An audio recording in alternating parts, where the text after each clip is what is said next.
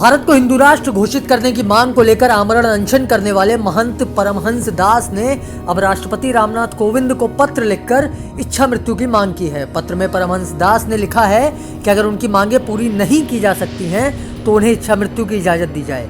इन 7 मांगों में एक बार फिर से उन्होंने भारत को हिंदू राष्ट्र घोषित करने की मांग की है। महंत परमहंस दास से ही आइए जानने की कोशिश करते हैं कि आखिर वो भारत को हिंदू राष्ट्र क्यों बनाना चाहते हैं। जब राम मंदिर का निर्माण कार्य शुरू हुआ तो तमाम इस्लामिक संगठन ये धमकी देने लगे कि जिस तरह से मुगल काल में राम मंदिर तोड़ के बाबरी मस्जिद बनाई गई थी, उसी तरह से बोले कि फिर हम लोगों का जब वक्त आएगा तो हम लोग फिर से राम मंदिर तोड़ करके फिर बाबरी बनाएंगे।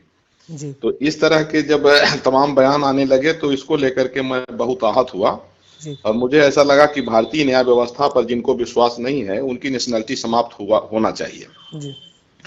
और वैसे भी मुस्लिमों को जब देश आजाद हुआ तो वो लोग अगर मिलके रहना था तो देश को अलग बंटवारा नहीं होना था।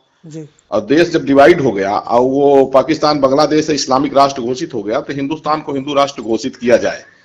तो देश की एकता और अखंडता को बनाए रखने के लिए मैंने 7 डिमांड रखी है और मैंने ये भी आग्रह किया कि यदि न हो सके तो मुझे इच्छा मृत्यु का आदेश दिया जाए। क्योंकि मैं ये नहीं चाहता हूं कि जिस तरह से आजाद भारत के बाद कश्मीर में मानवता का नरसंहार हुआ वो स्थिति पूरे देश में हो। सबसे पहले दुनिया का एक ही धर्म था, सनातन धर्म, वैदिक धर्म। आज भी लोग मानते हैं कि दुनिया की सर्वप्रथम धार्मिक पुस्तक ऋग्वेद है। तो जो ये मानवतावादी जो हमारा वो है वेद है, वो धीरे धीरे समिटते दुनिया में 204 देश हैं, एक भी हिंदुओं का देश नहीं रहा। और जब भी बंटवारा हुआ 13 बंटवारा भारत के हुए 13 बार, और वो सारे इस्लामिक राष्ट्र घोषित होते गए। जहां जहां हिंदुओं की नेशनलिटी खत्म होती गई और वहां के हिंदुओं का जो है तो दिनों दिन जनसंख्या कम हुई, कहां चले गए वो।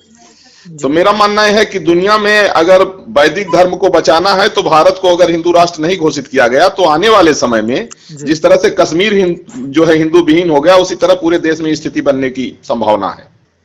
संविधान की रक्षा के लिए दरअसल में ऐसा है कि भारत में ये हिंदुस्तान में हिंदू ही एक ऐसा है जो संविधान की मर्यादा का पालन करता है।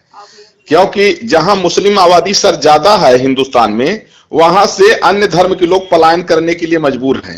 क्योंकि जहां मुस्लिम आबादी ज्यादा हो जाती है वो फिर संविधान को नहीं, वो शरीयत के हिसाब से फिर वो चलते हैं।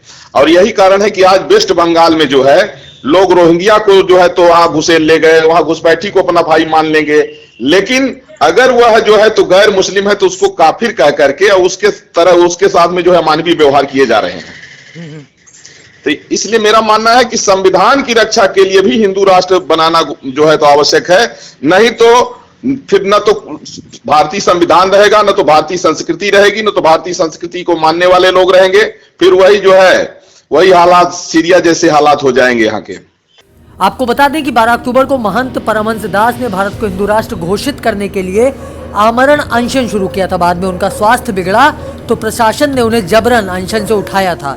इससे पहले महंत परमहंस दास राम मंदिर निर्माण के लिए भी अनशन कर चुके हैं।